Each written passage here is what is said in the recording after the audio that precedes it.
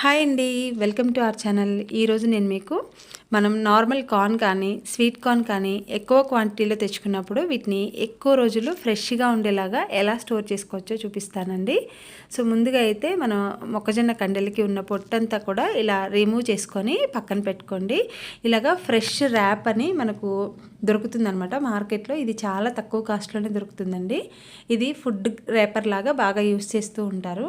So వీటిని ఇలాగా మనం ఒక్కొక్క కండని పెట్టేసి ఇలా ఒకసారి రోల్ చేసి ఆ ఎడ్జ్ని ఈ ఎడ్జ్ని చక్కగా మనం మడిచేసామంటే చాలు. ఎన్ని రోజులైనా సరే మనకు మొక్కజొన్నలు అనేవి చాలా ఫ్రెష్గా ఉంటాయి, అలాగే చప్పదనం లేకుండా బాగుంటాయి అన్నమాట. మనకు ఒక రోజుకి ఇంకొక రోజుకి తేడా వస్తూ ఉంటుంది, మనకు స్వీట్నెస్ అనేది తగ్గిపోతూ ఉంటుంది మనం అలాగే ఫ్రిడ్జ్లో పెడితే.